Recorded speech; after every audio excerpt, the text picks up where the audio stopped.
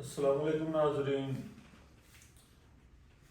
آپ جانتے ہیں جو اس وقت جنگ کی صورتحال ہے پورے خطے میں، تو میں آج سب سے پہلے جو جنگ کے اصول ہیں جو اسلام نے وضع کیے ہیں، میں چاہتا ہوں کہ وہ سب سے پہلے آپ ناظرین کے سامنے رکھوں کہ آپ صلی اللہ علیہ وسلم اور اس کے بعد خلفائے راشدین کا دور اٹھا کے دیکھ لیں کہ جب بھی کسی کمانڈر کو جنگی مہم پہ بھیجا جاتا تھا تو اس کو جنگ کے جو اصول ہوتے تھے، جو جنگ کے قوانین ہوتے تھے، وہ ان کو وضع کیے جاتے تھے اور بائی ریٹن ان کو دیے جاتے تھے۔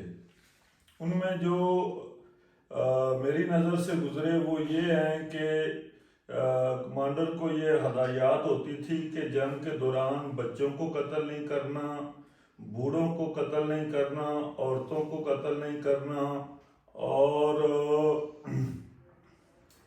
جو سرنڈر کر دے اس کو قتل نہیں کرنا، حتیٰ کہ یہاں تک اسلام نے کہا کہ سایہ دار درخت کو نہیں کاٹنا، فصلیں نہیں جلانی۔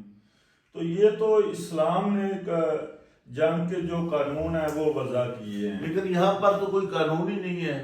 یہاں پر جو بحری جہاز ہے جو مشقیں کرنے کے لیے انڈیا کا مہمان بنا ہوا تھا، اس میں اس کو ڈبو دیا امریکہ نے، اور وہ اپنی اس فتح پہ انہوں نے باقاعدہ بریفنگ دی ہے۔ انڈیا تو میزبان تھا نا، آج جنگ انسائی بھی ہو رہی ہے اس تو ملک وہ کے اندر بھی، انڈیا کی سبکی بھی ہوئی ہے، جی وہ میزبان تھا، اور غالباً اسلام نے 135 لوگ تھے۔ اسلام نے اس میں بھی قانون وضع کیا ہے کہ جو مہمان آپ کے دروازے پہ آتا ہے، آپ کے گھر آتا ہے، اس کو کم از کم دروازے تک تو چھوڑ کے آئیں۔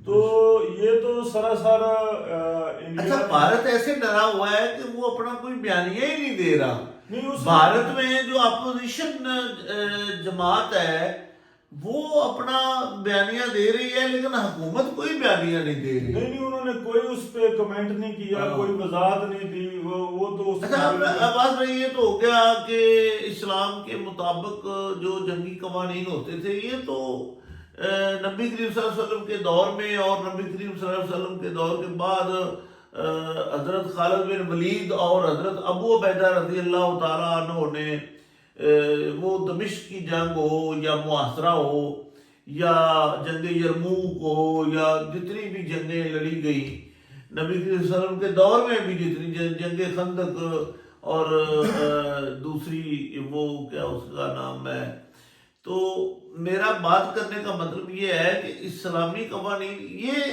یہ والی جو جنگ ہے نا، اس میں تمام اصول، یعنی کہ کوئی اصول ہے ہی نہیں۔ اس میں تو جو عالمی قوانین ہیں نا، ان کو بھی دوسرا بالائے طاق نظر انداز کی۔ یہ رائٹ از مائٹ، جس کی لاٹھی اس کی بہن، ایسے ہی ہے۔ ون مین آرمی شو ہے، وہ اکیلا بندہ جو ہے۔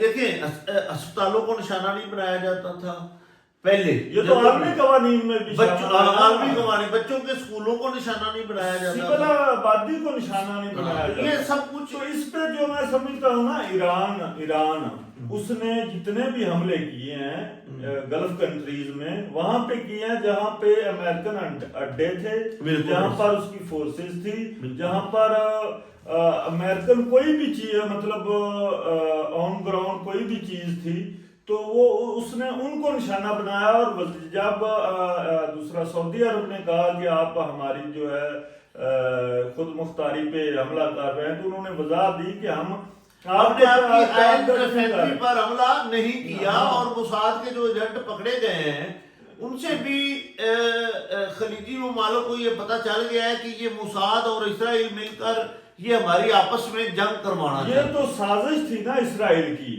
کہ اصل میں یہی ہوا نا کہ یہ مس کیلکولیشن کر گئے، یہ نیتن یاہو اور ٹرمپ اور جو بھی ان کے مشیران تھے، ان کے مطابق یہ تھا کہ جو ایت اللہ خامنائی ہے ان کو شہید کا، مطلب ان کو ان کی نظر میں مار دیں، ہماری نظر میں تو وہ شہید ہیں۔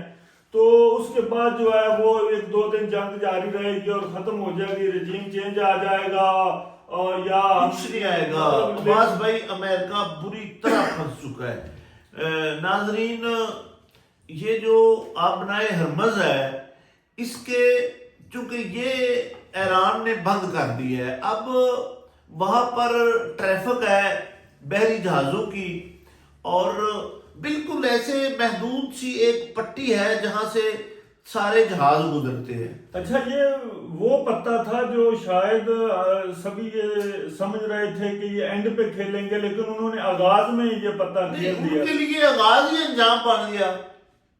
اگر وہ یہ پتہ نہیں کھیلتے، پوری دنیا پر پریشر نہیں آتا، تو ایران کی بات کون کرے گا؟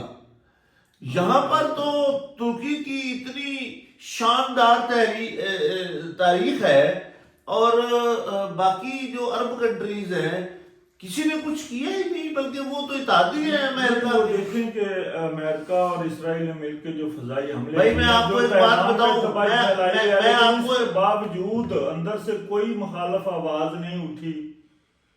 مطلب مجھے جس بات کا خوف ہے کہ آئل بند ہو گیا، پاکستان کا 99% جو LNG ہے گیس، وہ اسی آبنائے حرم سے آتی ہے، اور پاکستان کا 80 سے 90% جو آئل ہے وہ بھی آبنائے حرم سے آتا ہے۔ اب وہ بند ہے تو اس کے پاکستان پر کیا اثرات مرتب ہو گئے؟ میں تھوڑی سی اس کی ڈیفینیشن کر لوں۔ مجھے یہ خطرہ ہے کہ آئل دن بدن بڑھ رہا ہے، 88-90 روپے ہو چکا ہے۔ اکیلا آئل نہیں، گیس بھی گیس بھی، بالکل گیس بھی، اور ابھی سے لوگ آئل سٹور کرنے افراتفری میں ہیں، لوگ اپنی گاڑیوں کے ٹینک بھروا رہے ہیں، ڈرموں میں بھروا رہے ہیں، اور اس میں عباس بھائی خاص طور پر کسانوں کو بہت لاس ہوگا۔ کسانوں کا زمیندارہ ٹھپ ہو جائے گا، کیونکہ ٹریکٹروں میں چلانے کے لیے ڈیزل نہیں ہوگا، اور جب بھی ڈیزل پٹرول کی کمی آتی ہے نا عباس بھائی، تو اس کے ساتھ ہی مہنگائی کا طوفان آتا ہے۔ آپ اس بارے میں کیا کہتے ہیں؟ دیکھیں، یہ جو ابنائے حرمز ہے جس کو بند کیا ہے ایران نے، اس کے اکیلے پاکستان پہ اثرات مرتب نہیں ہوں گے، یہ پوری دنیا پہ اس کے اثرات مرتب ہوں گے۔ بالکل ایسے ہی، ٹھیک ہے نا؟ تو اس وجہ سے جو ہے نا، لیکن سب سے زیادہ پاکستان پریشر بڑھ رہا ہے۔ دیکھیں، بھارت کو اجازت دے دی ہے امریکہ نے کہ آپ روس سے آئل خرید لو۔ دیکھیں، اس وقت جو تین بڑے پلیئر ہیں اس خطے میں، چین دنیا کی دوسری بڑی معاشی طاقت ہے، روس، بالکل اچھا، روس یوکرائن کے ساتھ جنگ میں مصروف ہے، تو امریکہ کی توجہ پہلے ادھر تھی، تو ابھی تمام فوکس ادھر آ گیا، تو روس بھی تھوڑا سا ریلیکس ہو گیا۔ اب جو چائنا کی پالیسی ہے نا، وہ خاموش کھلاڑی کے طور پہ، مطلب سیٹلائٹ کے ذریعے ان کو جو ہے وہ انفارمیشن ٹارگٹ سیٹ کر کے دیے جاتے ہیں، اور دوسرا سیٹلائٹ اور خاموش انفارمیشن جو ہے وہ شیئر کی جاتی ہے، لیکن فزیکلی جیسے جس طرح مطلب ان کے فضائی حملے کر رہے ہیں، اگر فزیکلی چائنا چاہے تو وہ ان کو روک سکتا ہے، بالکل دفاعی سسٹم دے گی۔ تو ابھی تک اس طرح پوری طرح تو وہ جنگ میں نہیں کودے، لیکن انہوں نے بیان ایسے دیے ہیں کہ ہم ایران کے ساتھ کھڑے ہیں۔ چین، روس اور پاکستان نے بھی اس کی اقوام متحدہ میں بھی جو ہمارا مندوب تھا اس نے بھی اس کی مذمت کی، اور جو گلف کنٹریز پہ انہوں نے حملہ کیا اس کی بھی مذمت کی۔ مطلب ایک بیلنس پالیسی اور محتاط پالیسی پاکستان اختیار کیے ہوئے ہے، کیونکہ پاکستان دہائیوں سے جنگ میں ہے، کئی جنگیں اس نے انڈیا کے ساتھ لڑی ہیں، پھر دہشت گردی کے خلاف جنگ ہو رہی ہے، تو پاکستان بڑی محتاط پالیسی اپنائے ہوئے ہے۔ لیکن جو چائنا چاہ رہا ہے اور بات اسی طرف جا رہی ہے کہ جنگ لمبی ہو رہی ہے، یہ دیکھیں کہ 3.7 ارب ڈالر کا صرف اسلحہ استعمال ہوا ہے، ہو چکا ہے، اور نیکسٹ کہتے ہیں پر ڈے 1 ارب ڈالر پر ڈے کا خرچہ ہو جائے گا۔ ہاں، تو یہ ساری چیزیں ہیں جس نے مطلب یہ تیسری جنگ عظیم بھی ہو سکتی ہے، اور اس طرف بات جا رہی ہے۔ مجھے یہ بھی خدشہ ہے، بلکہ جو جس طرف حالات جا رہے ہیں نا، یہاں پر اللہ نہ کرے ایٹم بھی استعمال ہو سکتا ہے. وہ ایسے سمجھ لیں کہ کوئی چودھری ہو، کوئی سردار ہو، اس کی ایک سوسائٹی میں ساکھ ہو، ایک برتری ہو، جب اس کو ڈیمیج لگے گا تو وہ یا مرنے پہ بھی تیار ہو جائے گا اور مارنے پہ بھی تیار ہو جائے گا. اور امریکہ اس طرف جا رہا ہے، وہ پھنس چکا میرے ہے، خیال سے نہ واپسی کا راستہ ہے اور آگے بھی اس کو شکست نظر آ رہی ہے. کیونکہ پہلے اس نے کہا کہ زمینی فوجیں اتاروں گا، اب وہ کہہ رہا ہے کہ وقت کا ضیاع ہوگا. اس نے کردوں کو بیچ میں شامل کرنے کے لیکن وہ یہ اٹلانٹا کردوں والا فیل ہے. آپ دیکھیں سمجھیں عراق میں یہ کرد بیسیکلی 4 ممالک کے سنگم میں بیٹھے ہوئے ہیں اور ان کی آبادی 3 سے 4 کروڑ ہے اور ان کو 40,000 تقریباً مسلح یا ان کے جو مطلب جنگجو ہیں. لیکن ان میں سے جو عراق میں ایک دھڑا بیٹھا ہوا ہے ان کو ٹارگٹ بھی کیا ہے ایران نے. تو یہ ایک محدود سی پراکسی جو ہے، اس سے ایران کو کوئی خاص فرق نہیں پڑے گا. یہ ایسے نہیں ہے کہ امریکہ کردوں کو استعمال کر کے، کرد تو اپنی سالمیت کی جنگ لڑ رہے ہیں اپنے وطن کے لیے. مطلب وہ 4 ممالک میں بیٹھے ہوئے ہیں اور ترکی میں ان کی جو ساجھے داری ہے وہ 15 سے 20% کرد ہیں. پھر ایران میں کرد بیٹھے ہوئے ہیں، پھر عراق میں کرد بیٹھے ہوئے ہیں. تو بیسیکلی کرد پہلے استعمال ہو چکے ہیں اور ان کا ایک بڑا واضح قول ہے. ان کے ساتھ جتنے بھی پہلے دھوکے ہوئے ہیں نا، وہ کہتے ہیں ہمارا پہاڑوں کے سوا کوئی دوست ہی نہیں ہے. مطلب استعمال کرتے ہیں ٹیشو پیپر کی طرح کرتے ہیں اور چھوڑ دیتے ہیں. انہیں بھی یہ سمجھ ہے کہ امریکہ واپس چلا جائے گا اور یہ جنگ ہمارے گلے پڑ جائے گی. یہ امریکہ جو ہے نا وہ ابھی پریشر اس پہ ڈیولپ ہونا شروع ہو گیا ہے. ٹھیک ہے، جو مطلب اس پہ ٹرمپ پہ جو ہے نا وہ پریشر ڈیولپ ہونا شروع ہوا. اور اس کے جو آرمی چیف ہے انہوں نے جو بریفنگ دی ہے، ٹرمپ نے تو اس کو نہیں مانا لیکن انہوں نے حالات کی سنگینی سے آگاہ کیا ہے. ٹرمپ کو پہلے بھی کیا تھا اور اب بھی وہ اس نے کیا ہے.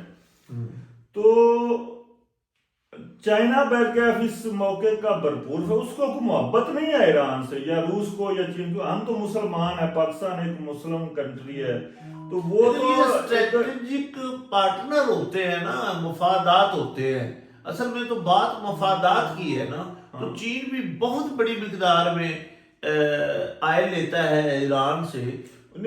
ہاں چین وہ تو اب بھی لے رہا ہے نا. اچھا، سب سے بڑی بات چین کا آئل آ رہا ہے. چین کا آئل ایران نے نہیں روکا. وہ صرف ایک چین ہے جس کا آئل آبنائے حرم سے آ رہا ہے. باقی سب وہ جو بحری جہاز ہیں، شپس ہیں، وہ لائنوں میں لے. بس بھائی اللہ کرے یہ جنگ رک جائے. دیکھیں پہلے افغانستان میں جو آئل سمگل ہو کے افغانستان میں آتا تھا، پورا صوبہ افغانستان وہ آئل استعمال کرتا تھا. اب چونکہ ایران نے بھی باؤنڈری بند کر دی ہے اور پاکستان نے بھی باؤنڈری بند کر دی ہے، تو وہ سمگلنگ رک گئی ہے، جس کی وجہ سے پورا بلوچستان میں آئل کی شدید قلت ہو گئی ہے. وہاں پر تو عباس بھائی پٹرول پمپ شاید کہیں نظر آئے. کوئٹہ میں ہو سکتا ہے چند پٹرول پمپس ہوں، باقی تو سارا آئل ادھر سے جو آتا ہے وہ آگے پنجاب میں بھی آتا ہے، کے پی کے میں بھی جاتا ہے. اچھا، آپ اس کو کس تناظر میں لے رہے ہیں کہ امریکہ نے جو اپنے جو لوگ ہیں گلف کنٹریز میں اور پاکستان سے بھی جو اضافی حملہ تھا اس کو واپس بلا لیا ہے اور خطے سے بھی اپنے لوگوں کو کہا ہے کہ آپ واپس آ جاؤ. تو اس سے آپ کیا مطلب آپ کی سمجھ میں آ رہا ہے کہ یہ کیوں وہ کر رہے ہیں؟ بس بھائی جو موجودہ حالات چل رہے ہیں نا، اس میں کچھ بھی توقع کی جا سکتی ہے. مطلب میں اس بات پہ میں خود حیران ہوں کہ پاکستان سے امریکنز کو نکلنے کے آرڈرز کیوں جاری ہوئے ہیں، جبکہ پاکستان میں تو ایک مضبوط مطلب اسٹیبلشمنٹ ہے.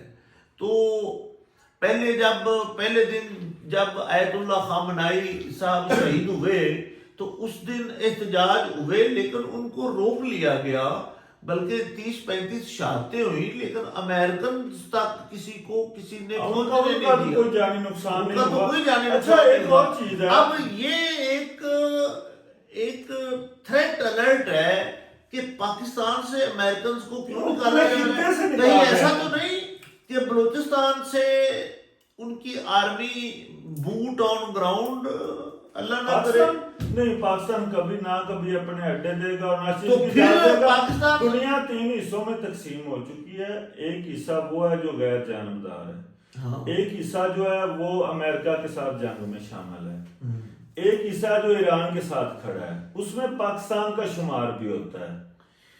تو پاکستان کی جو خارجہ پالیسی ہے اس کے مطابق پاکستان ایران سے بھی ہمدردی رکھتا ہے اور امریکہ کے ساتھ بھی ان کے اچھے روابط ہیں، ہماری گورنمنٹ کے اور ہماری یہ اچھی سفارتکاری کا نتیجہ میں تو سمجھ سکتا ہوں، لیکن پاکستان کبھی بھی یہ نہیں چاہے گا کہ ایران میں رجیم چینج ہو یا ایران میں خانہ جنگی ہو جائے۔ اگر ایران میں رجیم چینج آتا ہے تو آپ سمجھ لیں ہمارے بلوچستان کی باؤنڈری پر اسرائیل آ گیا، اور اسرائیل آنے کا مطلب ہے کہ ہمارے ملک پاکستان میں اللہ نہ کرے پھر یہ ہمارے ملک میں دہشت گردی کے واقعات بد سے بدتر ہو جائیں گے۔ ہماری دعا ہے کہ ہمارا ہمسایہ ملک جو ہے وہ ایران ہی رہے اور ایران کی یہی رجیم رہے۔ اگر یہاں پر رجیم چینج ہو کر اسرائیل کا پٹھو آ کر بیٹھ جاتا ہے تو پاکستان کو بہت امکانات بہت کم ہے۔ دفاعی تجزیہ کاروں کے نزدیک بھی یہ ہے کہ ایران جو ہے وہ بلکہ ان کے جو میڈیا کے نمائندے ہیں وہ تو کہتے ہیں کہ 1 سال تک تو ہم جنگ کر سکتے ہیں۔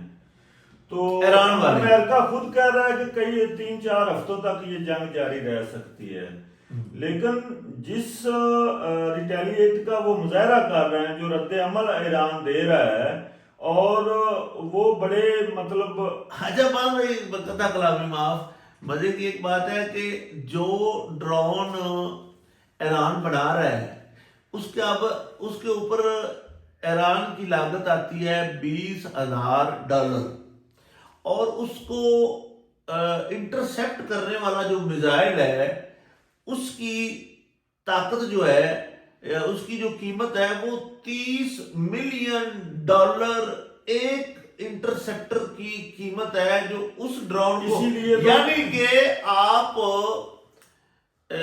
غلیل سے آنے والی جو چیز ہے یا جو روڑا ہے، بٹا ہے، اس کو روکنے کے لیے آپ سونے کی بال پھینک رہے ہیں، اور پھر اگر ایک سے نہیں رکتا ڈرون، پھر ان کو دوسرا انٹرسیپٹ میزائل یوز کرنا پڑتا ہے، پھر تیسرا کرنا پڑتا ہے، یعنی کہ ان کا اتنا نقصان ہو رہا ہے کہ وہ 20,000 کا ڈرون بھیجتے ہیں، وہ ملینز ڈالر کے انٹرسیپٹر یوز کر رہے ہیں۔ انہوں نے کوریا سے بھی مانگ لیے ہیں نا ڈرون، جن کی قیمت کم ہے۔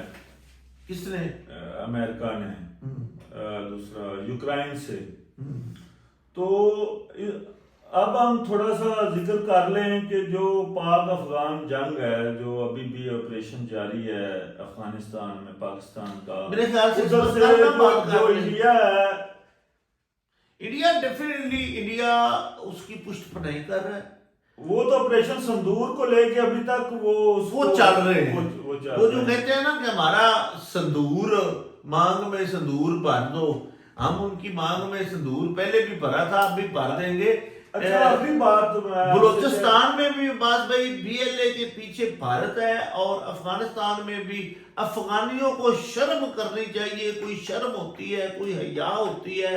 ہم نے مشکل وقت میں ان کو پناہ دی، ہم نے مشکل وقت میں ان کے مہاجرین کو پاکستان میں پالا، روٹی دی، کھانا دیا، یہاں بڑے بڑے بزنس انہوں نے کیے، اور 50 لاکھ بہت بڑی تعداد ادھر پالا رکھا۔ اور جب امریکہ افغانستان سے نکلا تو اس وقت بھی ان کو حکومت دلانے میں پاکستان نے بڑا میجر رول پلے کیا، پاکستان کی ایجنسی ISI نے اچھا بڑا پاکستان نے بڑا تحمل کا مظاہرہ کیا، جیسے بلوچستان میں کا واقعہ پیش آیا، جیسے پاکستان میں مطلب 4000 لوگ حالیہ حملوں میں شہید ہوئے، 4000 کے قریب. تو اس کے بعد پھر الٹیمیٹ یہ آپریشن کا فیصلہ کیا گیا. پاکستانی فوج بھی سول آبادی، افغانی سول آبادی کو نشانہ نہیں بنا رہی. نہیں وہ جو اڈے ہیں نا دہشت گردوں کے، انڈیا امریکن کی ایک پالیسی ہوتی ہے نا، جہاں سے وہ پہلے وہ آتے ہیں، بیٹھتے ہیں، پھر ادھر اسلحہ چھوڑ کے چلے جاتے ہیں تاکہ خانہ جنگی ہو. ٹھیک ہے نا. ایسے ہی انہوں نے عراق میں کیا تھا، لیبیا میں کیا تھا، سیریا میں کیا تھا، وغیرہ وغیرہ.